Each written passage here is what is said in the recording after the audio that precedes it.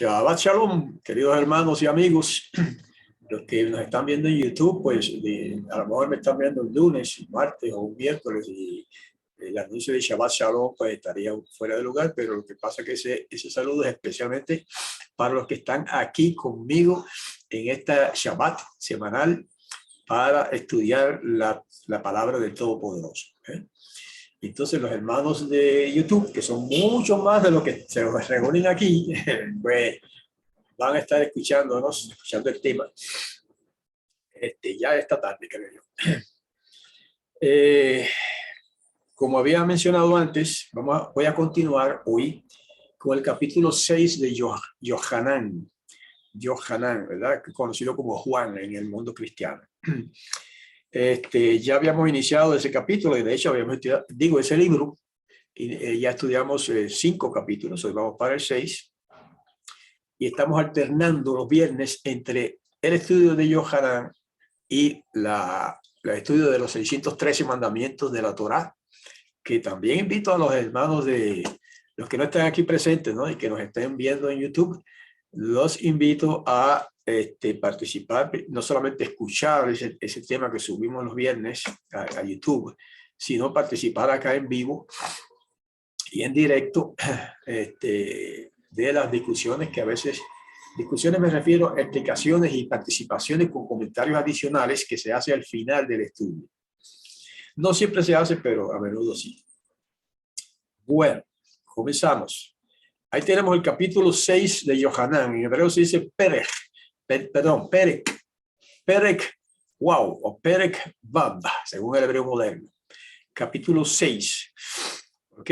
Y dice, solamente voy a leer el primer verso en hebreo, el resto lo voy a seguir en español para abreviar, ¿verdad? Para no hacer muy larga la grabación. Ajareja devarim ha'ele halach lo Yeshua el Eber Yam HaGalil Asher Lidvaria. Después de estas cosas, se fue Yahoshua al otro lado del mar del Galil, que es Lidvaria. Ustedes ven que en estas traducciones que hacemos acá, incluso en la BIM, la versión israelita nazarena, y en estos otros proyectos que estoy preparando, de lo que llaman el Nuevo Testamento, pero en hebreo y español, con fonética, etc. Pues hay nombres que son diferentes, ¿verdad? Pero es porque nosotros seguimos estrictamente la pronunciación de todos los nombres como se pronuncian en hebreo y no como se pronuncian en español, que los han distorsionado, basados en el latín, porque la mayoría de las Biblias españolas, traducciones de la Biblia española, mejor dicho, son basadas en el latín. No en todo, ¿verdad? También se basan en el hebreo y en el griego, pero me refiero en términos de los nombres, prácticamente es latín. Entonces, aquí también una diferencia es que el autor de este texto hebreo llama al Mesías Yeshua, y está bien, porque esa es la forma aramea de ese nombre, ¿ok? Pero nosotros, al traducir, hemos restaurado la forma antigua original del nombre del Mesías, que es Yahoshua. ¿Okay? Solamente esa pequeña aclaración respecto a nombres. Y por eso ven nombres raros como el Galil. Todo el mundo traduce Galilea. Eso se basa en latín. Y en parte en griego también. Pero en hebreo nunca se llamó Galilea, ese sitio, esa región. Se llama Galil. Y lo mismo pasa con Lidvaria, que es una región ya una región más limitada. Y vamos a ver el verso 2. Y seguía tras él, o sea, tras Yahoshua o Yeshua, una multitud grande. Eso es lo que se llama en hebreo Hamon Rab. Esta palabra Hamon no tiene nada que ver con la comida de cerdo que se conoce como jamón, ¿verdad? Esto por casualidad suena igual, pero no es igual. La palabra hebrea Hamon significa multitud de personas. Y Rab significa grande. Ahí viene la palabra Rabí. Rabí significa migrante. Por eso Yahoshua le dijo a sus discípulos, no se hagan llamar Rabí. Hay un solo Rabí de ustedes, que es el Mashiach, refiriéndose a él, ¿verdad? Ok, bueno, ¿por qué lo seguían? Porque veían sus señales que hacía en los enfermos. O sea, que no está hablando aquí de los discípulos de Yahoshua, los primeros 12 discípulos que hizo, ¿verdad? Ni siquiera de los otros hermanos que se agregaron después digamos, al movimiento de Yahushua. No, está hablando de las multitudes grandes de judíos del siglo I que seguían a este gran maestro llamado Yahushua o Yeshua en arameo. ¿Por qué lo seguían? Ahí lo dice, porque veían sus señales que hacía en los enfermos. Curaba a los enfermos, sanaba a los inválidos, por ejemplo, los ciegos, los cojos, toda clase de milagros. Incluso resucitaban muertos. ¿Y por qué él hacía eso? Porque esa era una señal. Eso es, por eso le llama ahí señal. Veía sus señales que hacía. ¿Señales de qué?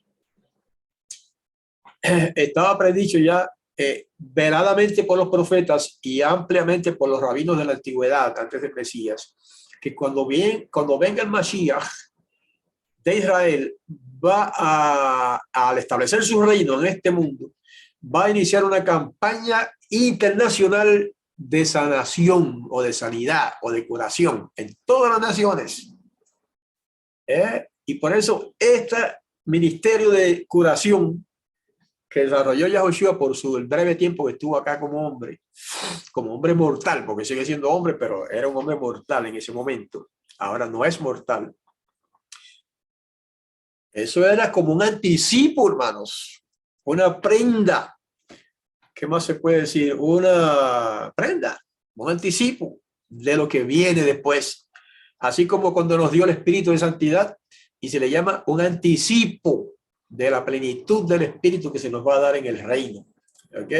Pues asimismo, esta campaña de sanación que desarrolló Yahushua en esa región de lo que llama ahora erróneamente Palestina, ¿verdad? Que es la tierra de Israel, es un preludio o preámbulo de lo que va, o una señal de lo que va a suceder en el reino cuando venga el Mashiach, hermanos, que va a sanar toda enfermedad. Y cuando digo toda enfermedad, es toda enfermedad. Va a empezar por ahí, para luego hacer grandes maravillas también en el mundo en general. Verso 3. Y subió Yahushua al monte. ¿Por qué al monte? Anoche hablábamos de eso, ¿verdad? En aquellos tiempos antiguos, y en mi corazón yo lo creo todavía hoy, que la gente, especialmente en Israel, tenía la idea de que Yahweh se manifestaba en los montes. Y tenía el precedente del monte Sinai, desde donde dio el todopoderoso Yahweh su ley, su Torah. No fue una sinagoga que ni siquiera existía en aquel tiempo. Fue en un monte, el monte Sinai. Y Yahushua tenía la costumbre de ir al monte a orar. Anoche mencionamos eso también. No sería siempre, pero a menudo iba al monte. A veces de noche y a veces pasaba toda la noche en el monte orando. Algo de especial tienen los montes, ¿verdad? Y hay un salmo que habla de eso. Anoche lo leímos y se comentó un poco sobre eso. Bueno, y dice que allí se sentó con sus discípulos. No dice dónde se sentó, pero ciertamente no fue en una silla, ni en una butaca como esta, en una silla, ni en un trono. Posiblemente fue en una piedra, no lo sé, no lo dice la escritura. Incluso posiblemente fue en el suelo. Si era había una halda, no sé si allá en otros países se dice eso, ¿verdad? Una halda, una cuesta, y él se sienta arriba en el suelo, a la parte alta, y todo el mundo lo va a escuchar. Así que no necesita silla para nada. Ese es el punto. Se sentó con sus discípulos. Ya en este caso, no fue con toda la población de Jerusalén, obviamente, pero sí con una gran multitud, porque ya lo decía al comienzo de este capítulo, y especialmente se sentó rodeado de sus discípulos. ¿Okay? En el pueblo hebreo siempre se ha acostumbrado ese sistema, ¿no? No había eso de iglesias como ahora, de concilios pastorales y ministerios, nada de eso. Un maestro elegía un número de discípulos y esa era su escuela. La escuela de Hillel, por ejemplo, existía, la escuela de Shammai, y aquí existía también, y la escuela de Yohanan, el inmersor, llamado el Bautista en griego, Y aquí tenemos un rabino grande del siglo I, también creó su escuela. No se le llama así en las escrituras, pero era una escuela. La escuela de Yahoshua. Y él tenía sus discípulos seleccionados. ¿Okay? Así era, esa era la costumbre en el pueblo hebreo en la antigüedad. Y todavía hoy, en cierto modo. All right. Vamos a ver el verso 4. Y estaba cerca el Pesaj, mal llamado Pascua, basado en el griego, ahora se llama Pascua, ¿verdad? Pero eso es una palabra griega, que tampoco se dice Pascua en griego, se dice Pasja. En griego se dice Pasja, pero es un intento de transliterar la palabra hebrea Pesaj. ¿Ok? Y dice que estaba cerca el Pesaj, fiesta de los yahuditas. Aquí nunca traducimos Yehudim como judíos. Y de hecho ahora mismo muchos judíos en Israel objetan esa palabra judío, o sea, en español, ¿verdad? En inglés sería Jew, o de Jews en hebreo, en inglés, plural. Judío es otra cosa. El judaísmo es una religión bastante moderna con respecto a Yahoshua, con respecto a Moisés, por lo menos. Pero yahuditas eran los habitantes de la región de Yahudá, que era el reino de Yahudá antiguamente. Hay mucho que decir sobre eso, pero tenemos que ser breves hoy. Ok, verso 5. Entonces, cuando alzó Yahoshua sus ojos, algo curioso del hebreo es que siempre el verbo va, o casi siempre, el verbo va antes del sustantivo. En español se diría, entonces cuando Yahoshua alzó sus ojos, no, en hebreo no se habla así. En hebreo el verbo va primero y después el sustantivo. Y en español a veces se usa eso también así. Cuando alzó Yahoshua sus ojos y vio que una multitud grande venía tras él, en otras traducciones dice que lo seguía, está bien traducido también, dijo a Filipos, que en griego lo cambiaron a Felipe y en latín, Felipe, ese nombre no existe en hebreo se llama Filipos. ¿De dónde compararemos hogazas de pan para que coman estos, que era una multitud? Pero esto decía para probarlo, porque él sabía lo que él había de hacer. O sea que Filipos, o Filipos, también se dice Filipos o Filipos, llamado Felipe ahora en griego, pues sabía que el maestro iba a resolver la situación. Por supuesto que lo sabía, lo conocía bien, ¿ok? Pero él le pregunta, como dice ahí, para probarlo. Ah, interesante. Pero él sabía lo que él, Yahoshua, iba a hacer. Y le respondió Filipos, pan por 200 dinares no les bastará para que cada uno de ellos reciba un pedazo. ¡Wow! ¿Qué clase de multitud había allí, hermanos? Quiero llamar la atención sobre la palabra dinares. En casi todas las traducciones de la Biblia que conozco, dice denarios. Es una adaptación al español. No sé si viene del latín. Posiblemente la adaptación, no recuerdo. Pero sí sé que es una adaptación al español de la palabra dinar, que era el original nombre de esa moneda. ¿Ok? Mírenlo aquí, en hebreo. Dinar. Dinar. Hoy día es la moneda oficial de Irán o Irak o esos pueblos por ahí. Todavía se usa esa moneda. Existía en aquellos tiempos antiguos del siglo I y quizás antes, ¿verdad? Y por eso uso aquí en español la palabra dinares, porque ese es el nombre original correcto de esa moneda. ¿Okay? Dice que no le va a bastar 200 dinares. O sea, eso es mucho dinero. En aquellos tiempos eso era mucho dinero. Y este hombre, exagerando quizá un poco, dice, mira, si compráramos 200 dinares, quizá en lenguaje moderno se diría, si compráramos $200 de comida, no bastaría para esta multitud.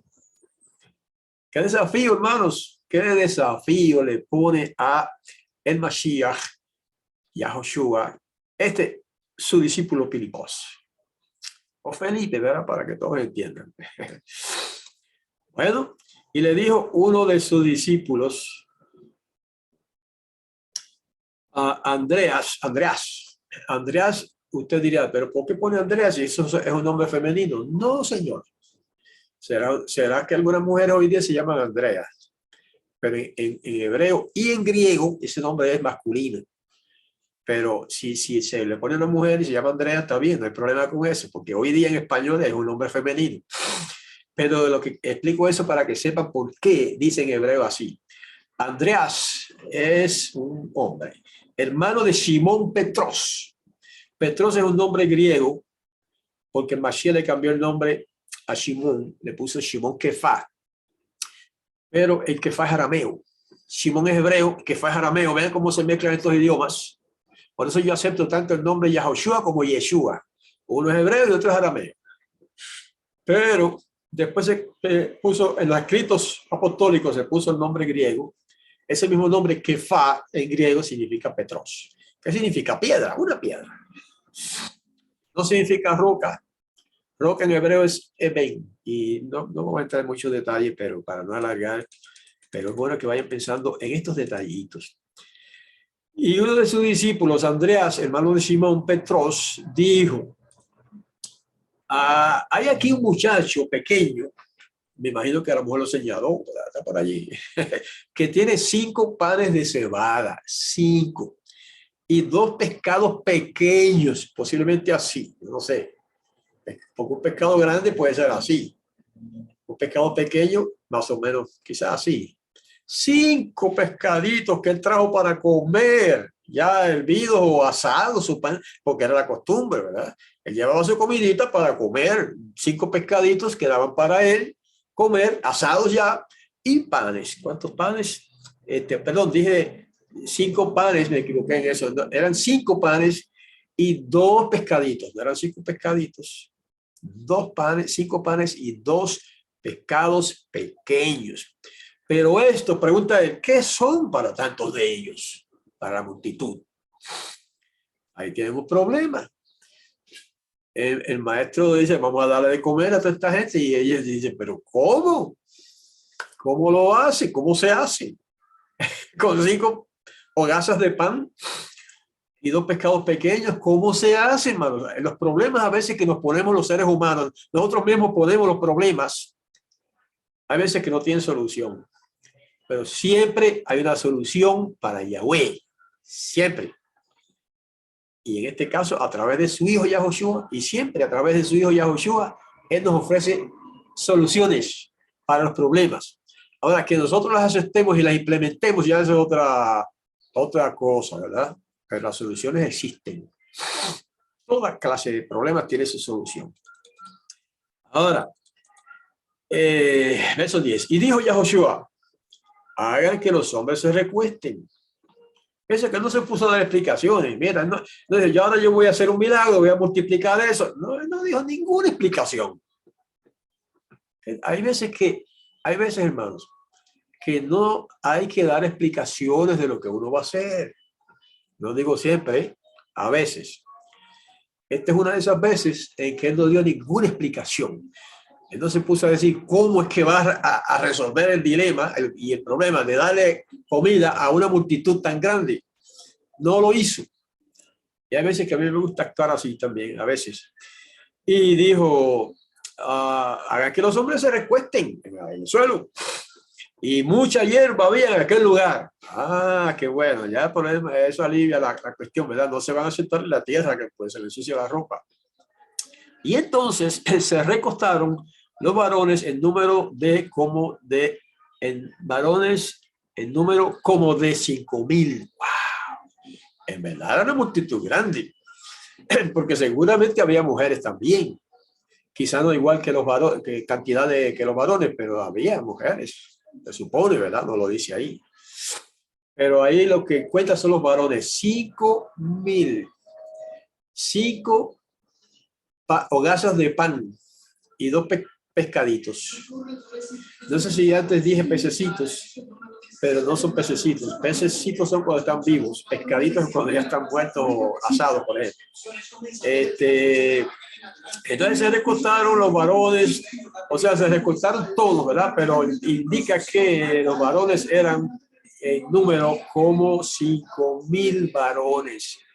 O sea que podríamos pensar, bueno, si había 5 panes, entonces un pan para cada 1000 varones, todavía ¿cómo se hace? Humanamente no hay manera. Ok, vamos al verso 11. Deme un segundito en lo que pasa un alboroto que está pasando por aquí en la calle.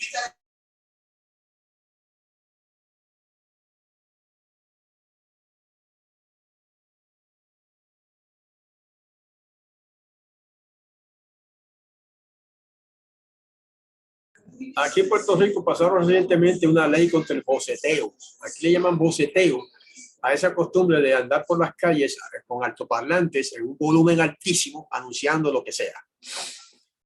Y eso, ¿y quién respeta la ley aquí, hermanos? En Puerto Rico no puedo decir nadie, pero hay miles de personas que no respetan la ley. A ellos no les importa la ley, la violan todos los días.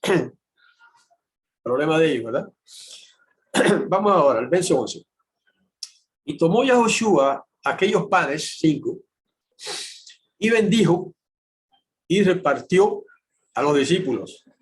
Y los discípulos a los que estaban recostados allá, como ellos también de los pescados pequeños, 2, todos cuanto querían. ¿Y cómo lo hizo? Esa es una frase que se ha hecho popular aquí, cuando vemos los trucos de un mago por ahí, que no es un mago en realidad, es una cuestión de trucos, ¿verdad? Con cartas y eso. Y después cuando hace su truco, preguntan, ¿cómo lo hizo? Y entonces pues ya como que se ha hecho un refrancito de eso, ¿verdad? ¿Cómo lo hizo? Bueno, vamos a seguir leyendo.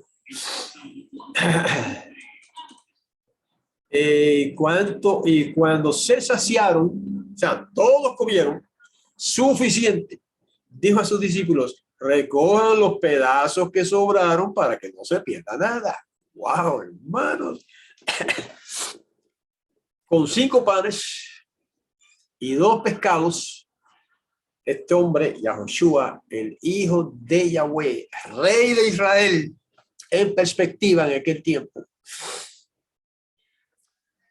alimentó a una multitud de más de 5,000 personas, eran 5,000 hombres, posiblemente no sabemos cuántas mujeres habrían y niños, todos comieron.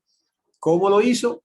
No me pregunten porque yo no sé, pero una cosa sé, él tiene, Yahoshua, el Mashiach, aún siendo hombre mortal como era cuando estaba aquí, tiene el poder dado por su padre de crear, de multiplicar las cosas si elige multiplicarlas. Él acompañó al Padre en el principio cuando era un espíritu igual que el Padre, o sea, igual que en el sentido de que son espíritus ambos. Creó el mundo, hermanos, con el Padre. O sea, el Padre creó el mundo a través de, por instrumentalidad de su Hijo, que en aquel tiempo no tenía ese nombre, Yahoshua, ¿verdad? Ese nombre se le dio cuando nació aquí como hombre. La escritura lo identifica como el verbo, la palabra. En Proverbios 8 lo llama a la sabiduría de Yahweh. Ese era el Hijo. Tiene el poder de crear. Esa es la razón, esa es la explicación. ¿Cómo lo hizo? Creando, ejerciendo su poder dado por su Padre de crear cosas de donde no las hay. De 5 panes creó, supone que más de 5,000 de estos hogazos de pan, ¿verdad? Y aparentemente, según percibo yo de lo que se lee, no fue que los creó así de montón y de pronto salieron 5 o vamos a poner 6,000 hogazos de pan, así que no cabrían en la canasta o en la bolsa donde vinieron. No, interesante. Ellos estaban en, no sé si era una bolsa o una canasta, no recuerdo si da ese dato en alguno de los evangelios, pero generalmente era una bolsa. Las personas acostumbraban llevar cuando viajaban lejos una bolsa grande con comida y bebida. ¿Ok? Por eso yo deduzco entonces que lo que hacían era esto, metían la mano en la bolsa y sacaban panes. Y los discípulos que estaban ahí, pues iban, los agarraban y los seguían repartiendo. Interesante, hermano. Y metían la mano y sacaban un montón de panes, quizás 5, 10 o lo que sea. Y metía otro la mano y sacaba otra cantidad de panes. Es lo que se puede deducir de eso, ¿verdad? No es que la Biblia lo explique así. Estoy ahora deduciendo más o menos cómo se vería la escena. Y metían la mano otra vez, o las manos, y sacaba otra cantidad de panes y siguieron sacando y sacando panes de donde no había. No había antes. Pero con la palabra de Yahoshua se iban multiplicando, multiplicando poco a poco esos 5 panes y esos 2 pescaditos. ¡Wow! ¡Qué maravilla, hermanos! Gloria a Yahweh que le dio ese poder y gloria al Mesías que recibió ese poder glorioso de su Padre, de crear cosas de donde no había. Bueno, eso nos da mucha esperanza, hermanos. Ahora mismo yo estoy padeciendo ciertas condiciones de salud y quizás muchos de ustedes también. Millones de personas también en este mundo.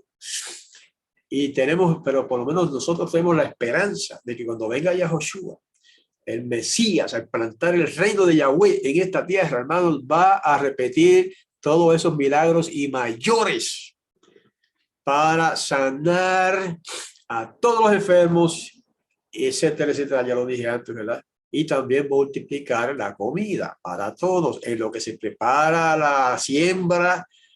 Me imagino yo, ¿verdad? Todo el mundo allá va a sembrar algo para comer. Pero quizás al principio él haga el milagro de multiplicar la comida. De la nada, del aire, puede sacar comida. ¿Ok? Increíble, hermano, pero es cierto. Eso es lo que nos espera. Si tenemos fe, si tenemos confianza, si perseveramos en esta fe del Mesías hasta el fin. Ok, verso 13. Por eso recogieron y llenaron 12 cestas, no de panes, de trocitos, de pedacitos que la gente comía y ya se hartaban, y entonces pues sobraban pedacitos de panes. Ok.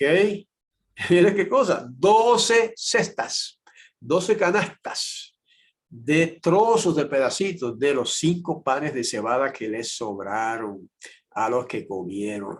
De los 5 panes de cebada que les sobraron. No es que les sobraron 5 panes de cebada, la construcción está un poco ambigua. 12 cestas de trozos de los 5 panes de cebada. O sea, de los originales.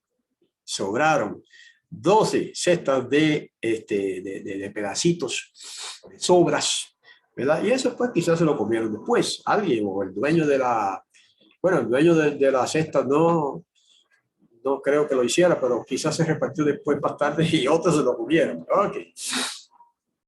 Bueno, verso 14. Entonces los hombres vieron la señal. ¿Y por qué se le llama señal a esto? Ok. Ot en hebreo. Mira aquí en el hebreo transliterado, ¿verdad? Para que todos lo puedan leer. Haot. Haot. Ok. Miren acá en hebreo con letras hebreas, acá arriba. Ot es la palabra señal en hebreo. Pero la palabra ot también significa milagros. O sea, también se ha traducido como milagro. Y es lo mismo, pero en este caso ese milagro era una señal de lo que ya explicamos al principio, una señal de lo que será en el futuro el reino de Yahweh en la tierra en manos del Mesías Yahoshua. Entonces los hombres vieron la señal que hizo Yahoshua y dijeron que este es en verdad el profeta que había de venir al mundo. ¿Cuál profeta? Ellos sabían, toda esta gente eran judíos o yahuditas y sabían de la promesa que se le hizo a Moshe, Yahweh mismo, que le dijo que levantaría un profeta semejante a él, a Moshe, ¿verdad? Y que todo el mundo debería escucharlo y hacerle caso. Parafraseando un poco lo que dijo Yahweh, esa fue la promesa. Entonces, a través de los siglos, la gente en Israel estaba esperando la venida de ese profeta grande, semejante a Moshe, pero incluso superior. Y nunca llegó, para muchos nunca llegó, pero para los judíos que vivían en el siglo I, en la tierra de Israel, llegó el momento cuando nació el Mashiach, y no fue en un 25 de diciembre, eso es un error, pero bueno, no, eso no es el tema hoy. Probablemente fue en septiembre, a finales o quizá a principios de octubre, la fiesta de las cabañas, pero ese es otro tema. Ahora, la gente decía, pues aquí está la prueba. Este es el profeta, en verdad, que había de venir al mundo. Y no se equivocaron, hermanos. No se equivocaron los que dijeron eso, ¿ok? Ese era el profeta predicho por Moshe miles de años antes. Pero era más que un profeta. Bueno, pero lo reconocía como el profeta, porque así dijo Yahweh, le levantaré un profeta entre sus hermanos, como ustedes, y a él deben escuchar. Y ahora se estaba cumpliendo delante de los ojos de esa gente, hermano. ¿Eh? Y dijeron, pues aquí está, ¿qué más prueba hace falta? Este es el profeta. Sí, en ese momento no lo llamaron el Mashiach. Eso venía para más tarde. O sea, que vino primero como profeta y después otra cosa.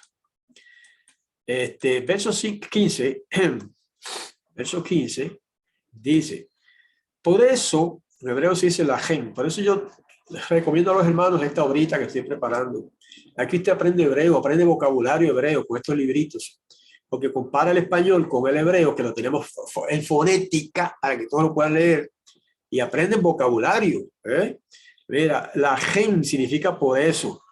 Vedató significa al entender o cuando entendieron, etcétera, etcétera. Todo eso está traducido acá al español. Por eso Yahoshua, al entender que habrían de venir y arrebatarlo para hacerlo rey, se fue otra vez al monte, él solo. Wow. Fíjense que esta inmensa multitud que vio esa señal, ese milagro que hizo este hombre, dijeron, si este es el profeta que habría de venir, este es el que tiene que ser rey de Israel. Supongo, la Biblia no da detalles ahí, ¿verdad? Pero supongo que se confabularon entre ellos para nombrarlo rey de Israel. Y de hecho, en otro en otro pasaje de la Escritura se repite eso. Y se dice que él se escapó, furtivamente se fue y se escapó porque ese no era el tiempo de él ser rey. Cuando vino en el siglo I, no era para ser rey de Israel. Todavía esa era una etapa futura de su misión en la vida. Y esta gente quería adelantarse al tiempo, a los planes del Todopoderoso, para nombrar rey a Yahoshua en ese tiempo. Pero dice, ¿qué hizo él? Se escapó y se fue al monte. No dice cuál monte, había varios montes allí, varios. Uno de ellos era bueno, ahora se le dice Getsemaní, ¿verdad? En hebreo se dice Gatshemaní, o algo así, si recuerdo bien. Pero se fue él solo. No sé cómo, pero bueno, se escabulló y se fue solo al monte. ¿A qué iría al monte? Lo que hacía siempre en el monte, a orar, a comunicarse con el Padre Yahweh. A presentarse delante del Padre, quién sabe, no sabemos de qué oraba, ¿verdad? En estos casos que no se mencionan, pero era a orar que iba. Bueno, y cuando se hizo tarde, bajaron sus discípulos al mar. ¿Por qué dice? Y cuando se hizo tarde, bajaron sus discípulos al mar. ¿Qué tiene que ver que se haga tarde para ir al mar? Hermano, todo el que ha vivido cerca de la playa, como viví yo en mi niñez, yo me crié en un sitio cerca de la playa, y donde yo iba a la playa cada vez, par de veces en semana, especialmente los fines de semana, y allí aprendí a nadar y aprendí a remar un bote, siendo yo un niño como de 10 años, 8 años o algo así. Y aprendí una cosa, los pescadores, no serán todos, pero muchos pescadores, cuando salen a pescar en sus botes al mar, lo hacen de noche. Y todavía se hace, todavía se hace. Yo viví hace poco en Isabela, pueblo de Isabela, en Puerto Rico, que queda a la orilla del mar. Yo iba a menudo a ese sitio, al mar, y allí hay una pescadería, y allí compramos un par de veces pescados a los pescadores que los traen de la mar, y allí aprendí, bueno, ya yo lo sabía, pero también escuché que ellos se pasaban la noche pescando en alta mar, en sus botes. No es cuestión de día, parece que de noche es mejor, no sé. Y ese es el punto aquí. Yahushua se fue al monte, la multitud se dispersó, cada cual a su casa o a su trabajo, a lo que sea. Y los discípulos, que eran pescadores, todos, y no todos, por lo menos casi todos, da la impresión ahí de que todos eran pescadores ya. Se fueron al mar. ¿A qué? A pescar. Esa era su vida, ese era su trabajo. Lo hacían de noche. A veces se pasaban toda la noche pescando. De hecho, se menciona eso acá en la escritura. Y entraron en una barca, dice el verso 17. Entraron en una barca, o en un bote, un barco. Oniyá, míralo aquí en hebreo, ya transliterado. Oniyá es un bote. Bueno, yo no sé cómo se traduciría en otros países, ¿verdad? Míralo aquí en hebreo con letras hebreas. Oniyá. Oniyá. Es un bote. Una barca, como se quiera llamar, una barquilla, quizá algunos dicen, pues entraron en una barca. E iban, obviamente era una barca, no era un bote de esos pequeñitos, un bote bien grande. Sería más bien como un barco hoy día, ¿verdad? Grande, quizás de 20 pies de eslora o de largo. O quién sabe, no sé, era eso, pero era grande porque iban varios discípulos ahí. Dice, y entraron en una barca. ¿Quiénes? Sus discípulos. En ese momento eran 12.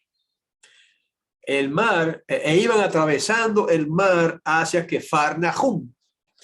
Kefarnahum, que se ha traducido o se ha vertido en las Biblias modernas, las traducciones modernas de la Biblia, como a Capernaum. Capernaum. Es un intento basado en el griego de transliterar el nombre hebreo de ese sitio, ¿verdad? Pero en hebreo se llama Kefarnahum, que quiere decir la villa de un profeta que se llamó Nahum, que ahora te le llaman Nahum, porque en español ya no pronuncian la H, pero en hebreo no se escribe con H, se escribe con Het, y es Nahum que se dice. ¿Okay? Entonces la cosa es que atravesando el mar hacia esa ciudad, ese pueblito a la orilla del mar que se llama Kefar Nahum, la villa de Nahum, del profeta Nahum, y ya se hacía de noche. Y no había ido a ellos Yahushua. Ok, se está poniendo interesante la narración. Y el mar se levantaba a causa de un viento grande que soplaba, una tormentita que se levantó en el mar, en ese mar. Dice que se levantaba el mar, o sea, se levantaban olas grandes. ¿A causa de qué? A causa de un viento grande que soplaba, una tormenta de viento. Y ahí tenía un problema serio esta gente. Y se estaban a punto de naufragar. En otros relatos se añaden otros detalles que no están aquí. Dice, y cuando hubieron navegado como 25 o 30 estadios, esa es una medida romana de distancia, vieron a Yahushua caminando sobre el mar. Pero ¿cómo es eso? Caminando sobre el mar. Y llegó cerca de la barca. No entró, pero llegó cerca de la barca donde estaban los discípulos. Y ellos temieron, se asustaron. ¿Pero qué es eso? En otros relatos de los evangelios, ¿verdad? Añade otros detalles como que ellos gritaron, creían que era un fantasma. Y eso se basa en el griego, esa palabra, fantasma. No recuerdo ahora cómo lo dice en hebreo, pero lo he visto, pero de momento no lo recuerdo. Ellos pensaban que era un fantasma, pensaban que era un espíritu. Incluso podían pensar que era un demonio o algo así. Por eso estaban asustados terriblemente. Si hubieran sabido que era el maestro, no se iban a asustar. Así que llegó cerca de la barca y temieron. ¡Wow! Pero él les dijo, soy yo, no teman. Qué lindo, hermano. Mira cómo se dice eso en hebreo. Anihu. Anihu. Quiere decir yo soy. En español se traduce mejor soy yo. Soy yo, o sea, no es otro, soy yo. No teman. En hebreo se dice Anihu. Grábense esa palabrita, esa frase, que sirve para otro estudio que vamos a hacer de aquellos que creen que porque Yahushua decía yo soy, eso quiere decir que él es Yahweh. Nada que ver con eso.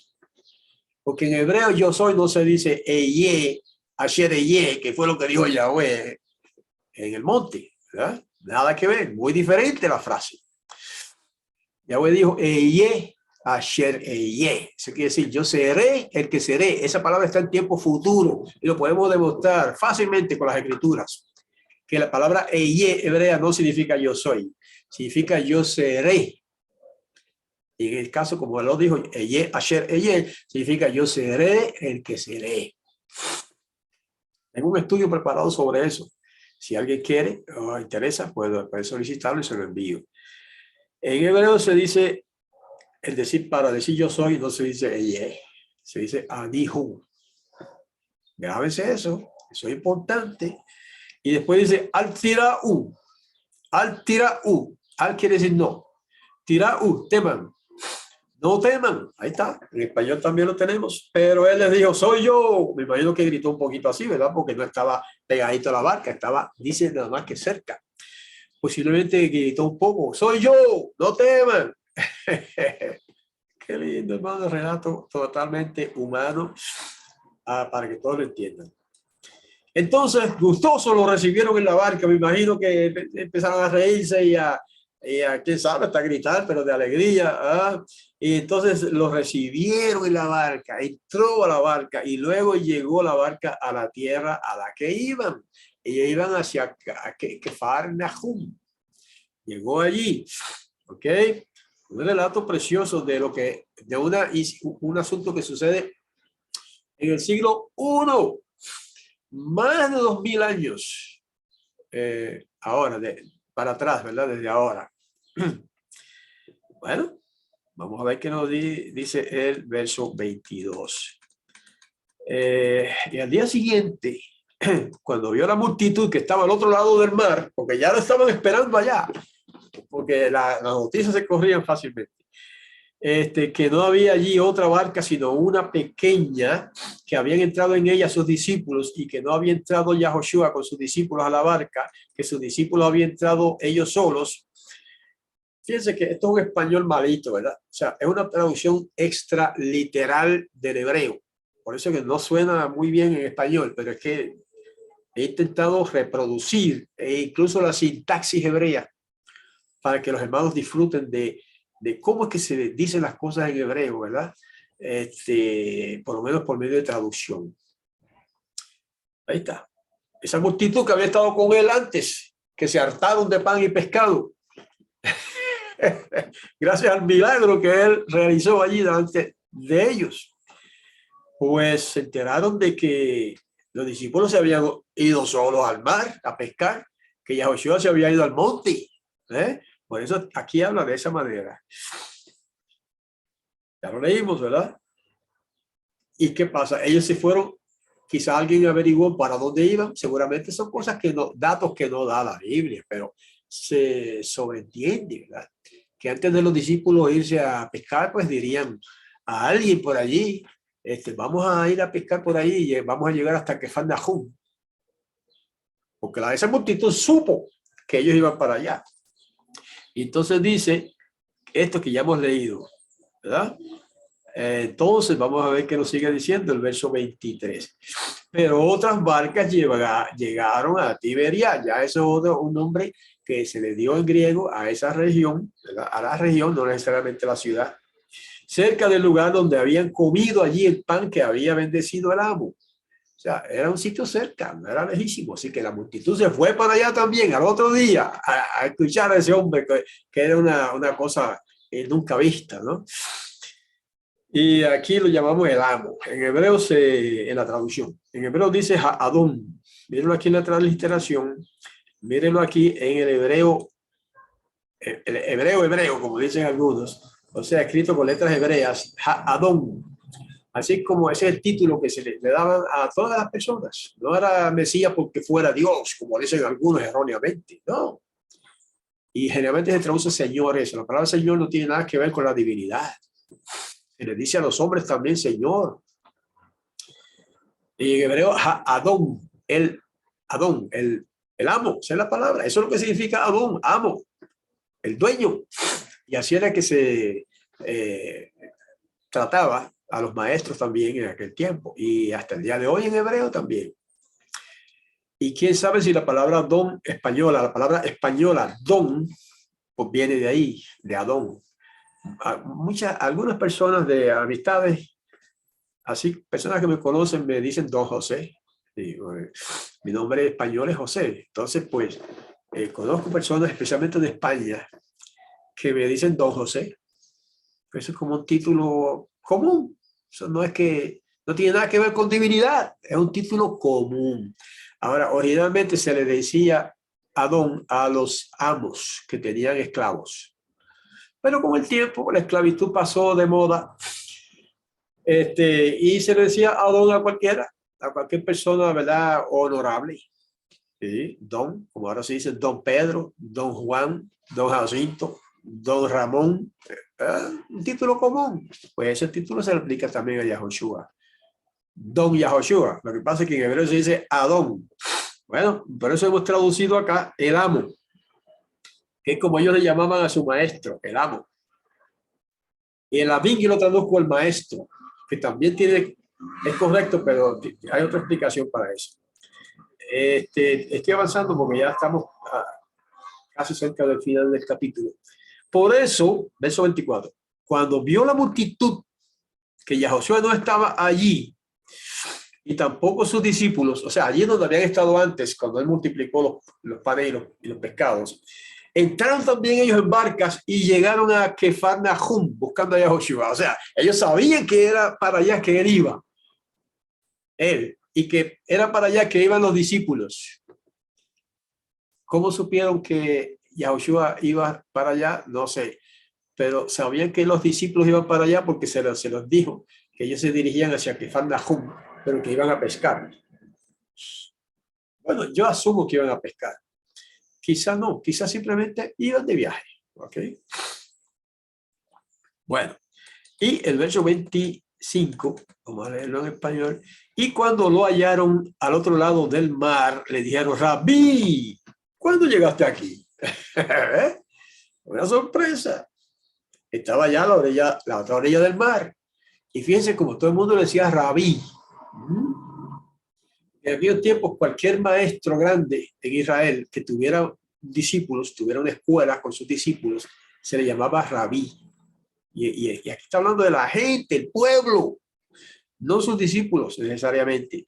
Le dicen Rabí. Y cuando llegaste aquí, estaban sorprendidos de que estaba ya a la otra orilla del mar, porque posiblemente él les había dicho, voy a orar por ahí al monte. Y respondió a ellos Yahoshua y dijo, en verdad, él siempre acostumbrado a menudo decir esto, en verdad yo les digo, ustedes me buscan no porque vieron señales, o sea, milagros, sino porque comieron de las hogazas de pan y se saciaron. Y hoy día es igual, hermanos. Él discernía el corazón de esas personas y las intenciones de su corazón y de su mente. Y hoy día es igual. Hay personas que siguen al Mesías por los panes y los pescados, ¿verdad? O sea, por alguna ganancia física o material. Eso se da en todas partes. Pero no digo que todos lo hacen. Pero en este caso él dijo, él sabía quiénes eran. Ustedes me buscan porque vieron las señales. O sea, no porque vieron las señales o el milagro que hice, sino porque comieron de las hogazas de pan y se saciaron, se hartaron. ¡Wow! De ahí podemos sacar una lección nosotros, hermanos. ¿Por qué nosotros seguimos al Mesías, al Mashiach? Porque hemos aprendido de los milagros que hice y hemos aprendido que es el Mashiach, o por conveniencia. Bueno, esa pregunta la contesta cada uno individual. Y luego da un consejo bien interesante. No, verso 27. No trabajen, perdón, trabajen no por la comida que perece, sino por la comida que permanece para vida eterna. Ahí está hablando de un concepto espiritual profundo. Por eso yo dije que anteriormente que este libro de Yohanan es un libro muy profundo, un libro precioso y muy profundo en algunos conceptos. No es que sean un misterio y que sean desconocidos, no, simplemente que son conceptos profundos. Porque ahora dice que hay un pan que permanece para vida eterna. ¿Y cómo es eso? ¿Dónde venden ese pan que permanece para siempre? ¿Ah? Y dice que el Hijo del Hombre, eso es como decir yo, él, ¿verdad? Él diría que yo les daré, pero en vez de decir yo, pues se usaba eso, esa manera de hablar. El Hijo del Hombre le dará a ustedes, que a este señaló el Padre, el Todopoderoso. Mira qué lindo, hermanos. Yo no veo que Yahoshua tuviera el concepto de que él era Dios, como dicen ahora, Dios, o de que fuera Elohim, como se dice en hebreo, o de que él fuera el Shaddai, el Todopoderoso. No, eso no estaba en su mente. En su mente estaba lo que acabamos de leer, que a él lo señaló, lo nombró el Padre, y después dice el Todopoderoso, que en hebreo se dice Ha Elohim. Ah, míralo aquí en hebreo. Ha Elohim. La palabra Elohim solita, sin el artículo Ha, se traduce poderoso. Pero cuando se le añade el artículo Ha, como está aquí, míralo acá en la transliteración igual. Entonces, esa palabra que en sí es un intensivo, es un sustantivo, pero es un intensivo, una forma intensiva de hablar para indicar algo grande, muy grande. Entonces, cuando se le añade el artículo ha, estamos ahora en gramática hebrea, cuando se le añade el artículo ha, que es el artículo, ¿cómo se dice? Personal, entonces se amplía el sentido de la palabra Elohim. Por eso es que yo traduzco el Todopoderoso. O sea que Elohim significa el poderoso, pero Ha Elohim significa el Todopoderoso. O como dice Nehemiah Gordon, que es un maestro por ahí, famoso también de los judíos caraítas, dice que esta palabra significa el gran poderoso. Y él lo tradujo así en una conferencia que yo escuché de él. Que significa no solamente el poderoso, sino el gran poderoso. Pero yo voy un poquito más allá en términos de usar un término que es bíblico, y es el todopoderoso. Eso es lo que significa Ha-Elohim. Y este hombre ahora dice que ese que está allá arriba, en ese momento que él estaba en la tierra, ese, el Padre, el Todopoderoso, fue el que me señaló a mí, me nombró a mí. Eso es lo que está diciendo él ahí, ¿verdad? A este, al Hijo del Hombre, que es como decir yo, lo señaló el Padre, el Todopoderoso. ¿Cuántas personas hay ahí? Obvio que hay dos personas.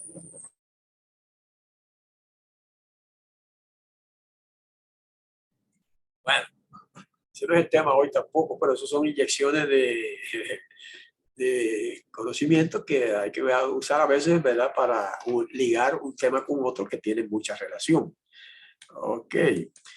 Verso 28. Y le dijeron, ¿qué haremos para que realicemos todas las obras del Todopoderoso? Una pregunta.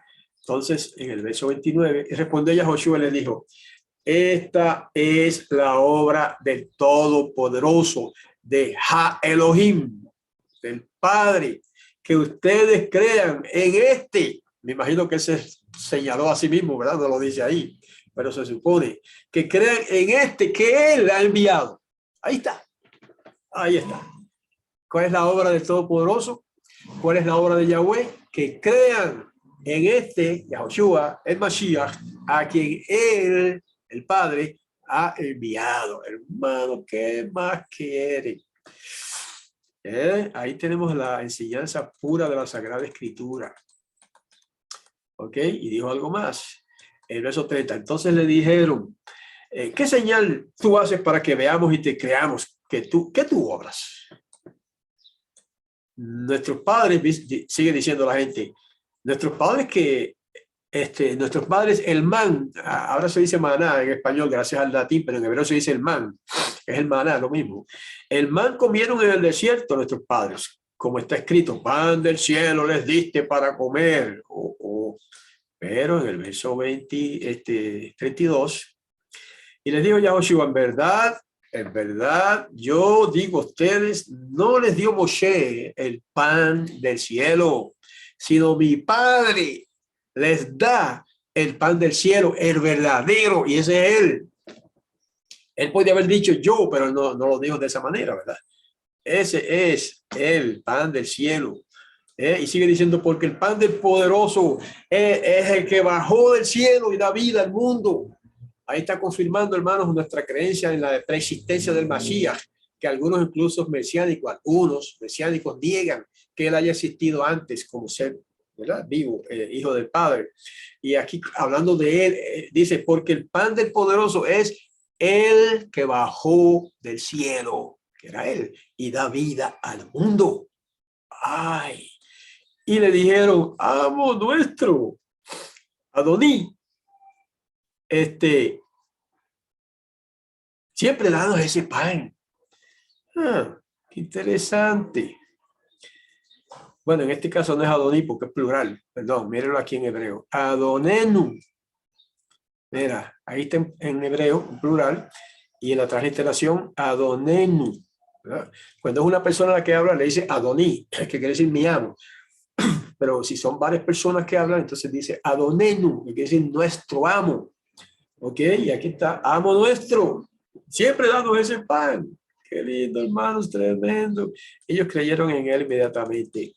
Y les dijo Yahushua, yo soy el pan de vida. Ahí está especificado a quién se refiere cuando habla, cuando llama el Hijo del Hombre, a quién se refiere cuando llama el pan del cielo, etcétera, se refiere a él. Por eso ahora dice claramente, yo soy el pan de vida. El que viene a mí, dijo él, no pasará hambre, y el que cree en mí no tendrá sed jamás. Qué palabras profundas, hermanos. Pero hay algo más. Pero les he dicho que aunque ustedes me han visto, no creen, porque él está hablando a la multitud en general, ¿verdad? Todo el que me da el Padre vendrá a mí, y el que viene a mí de ningún modo lo desecharé. Oh, hermano, qué promesa preciosa. Sigue diciendo, porque he bajado del cielo, no para hacer la voluntad mía, sino la voluntad del que me envió. Hermanos, todavía hay hermanos creyentes, algunos mesiánicos, que no creen en la preexistencia del Mashiach. No creen en que el Mashiach existió antes de nacer aquí como hombre. Y dicen que cuando él habló que el Padre lo envió, lo que quiere decir es que lo escogió aquí, nació de María, de Miriam o María y José, y después él lo llamó, lo escogió para esa obra, pero que era un hombre común y corriente. Pero es que eso no es lo que dice aquí. Aquí dice, porque, hermano, si lo quiere más claro, tiene que mandarlo a hacer. O como dicen otros, más claro, el agua. Porque él dice, porque yo he bajado del cielo. No dice que otra cosa. Yo he bajado del cielo. No para hacer la voluntad mía, sino la voluntad del que me envió. Y esta es la voluntad del Padre, verso 39, ya casi estamos terminando. Y esta es la voluntad del Padre que me envió, que todo el que me dio no pierda de ellos, sino que los resucite en el día final. Ahí está declarando claramente que la resurrección final la va a realizar él, el Mashiach, Yahushua. ¿Ok? Y 40. Y esta es la voluntad del que me envió, que todo el que vea al Hijo, que era él, y crea en él, tenga vida eterna. Ahí está, hermano, qué lindo. Y yo lo resucitaré en el día final. Fíjense qué lindo. No está diciendo, y el Padre lo resucitará, porque esa misión se le encomendó el Padre al Hijo. Y dice, yo lo resucitaré en el día final. Wow. Y este verso 41. Entonces murmuraban los yahuditas sobre él, porque había dicho, yo soy el pan que bajó del cielo. Se alborotaron los judíos y decían, pero ¿no es este Yahushua el hijo de Joseph, a quien nosotros conocemos su padre y a su madre? ¿Y cómo dice este que del cielo he bajado? Eso era una herejía para ellos. No lo entendían. Y respondió Yahushua y les dijo, no murmuren uno contra el otro, no murmuren uno con otro, mejor dicho. Nadie puede venir a mí si el Padre que me envió no lo trae. Si usted está en el Mashiach, no es porque usted vino, es porque el Padre lo trajo. Y yo lo resucitaré, dice Yahushua, en el día final. ¡Wow!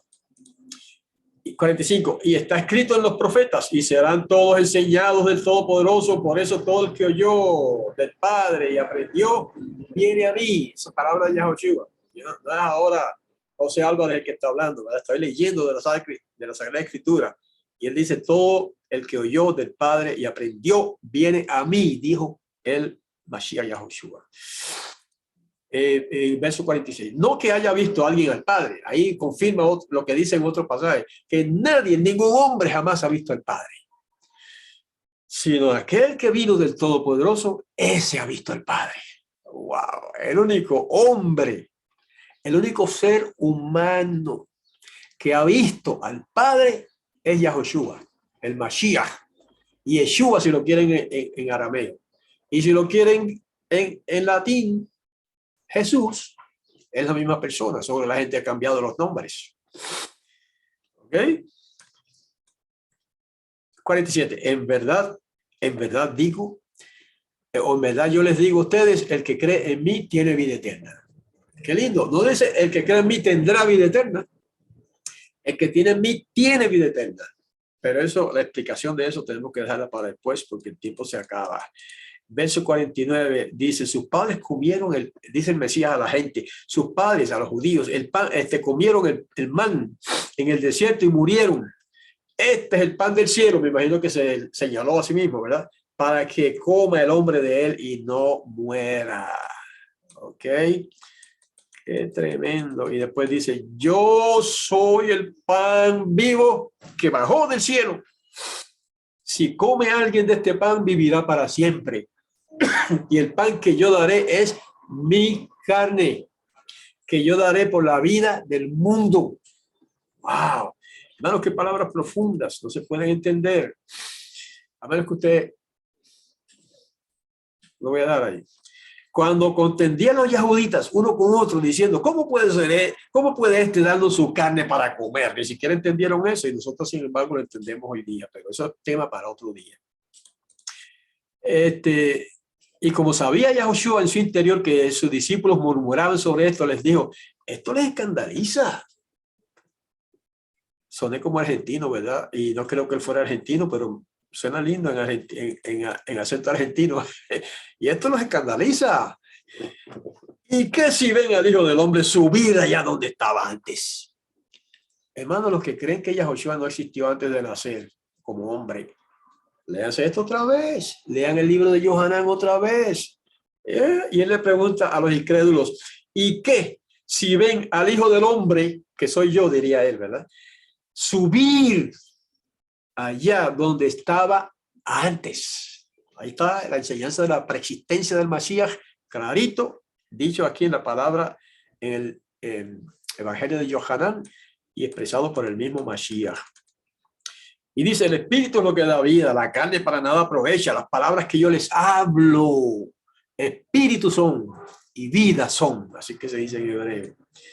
¿Okay? Pero hay entre ustedes algunos que no creen. Y está hablando a sus discípulos, a sus seguidores, y dice, hay algunos que no creen. Porque sabía Yahushua desde un principio quiénes eran los que no creían y quién era el que lo había de entregar. Todo eso lo sabía él ya de antemano. Y dijo, por esta razón les he dicho que nadie puede venir a mí si no le es dado por mi Padre. Wow, hermanos, qué enseñanza tremenda. Después desde esto, muchos de sus discípulos se volvieron atrás y no andaban con él ya. Y eso se da hoy también, hermano.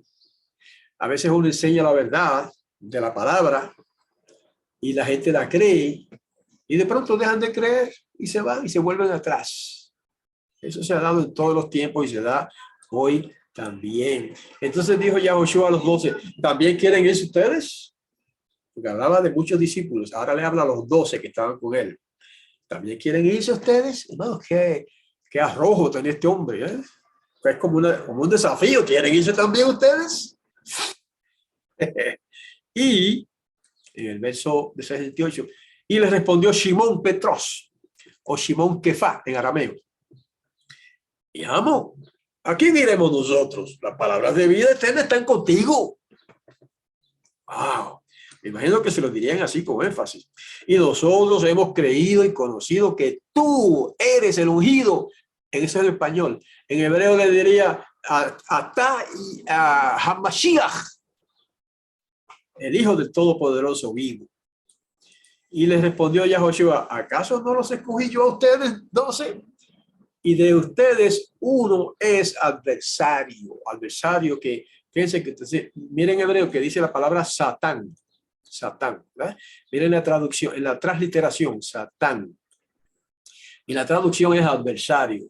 No está diciendo que esa persona él se refiere a Judas, pero no está diciendo que Judas es Satanás, como dicen ahora, ¿verdad? O Satán, no. Esa palabra simplemente significa adversario. Y cualquier hombre puede ser adversario, ¿verdad? De otro, en este caso del Mashiach. ¿Ok? Verso 71. El que hablaba sobre, perdón, él hablaba sobre Yehudá, hijo de Shimón, Iscariot, porque este era el que habría de entregarlo y era uno de los 12. ¡Wow! Hermanos, qué capítulo tremendo. Y la próxima vez que nos reunamos vamos a estudiar el capítulo 7 de Yohanan. ¿Ok? Con esto entonces terminamos la presentación de hoy. Y aquí hay muchas cosas que podemos aprender.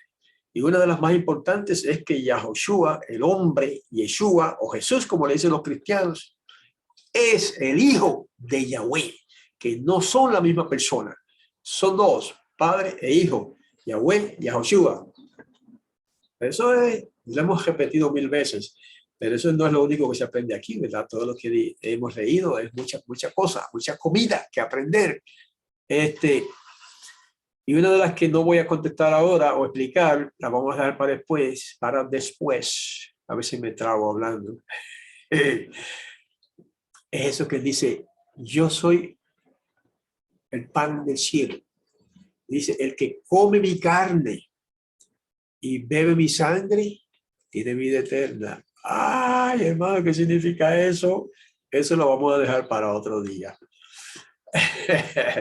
No me pregunten ahora, que no quiero extender más el tema. Ya se nos acaba el tiempo. Otro día vamos a entrar en ese detalle. ¿Qué significa eso? Tiene un significado glorioso. Bueno, pero con esto, hermanos queridos, terminamos la presentación de hoy. A los hermanos de YouTube, que me los ven en YouTube, les digo hasta la próxima.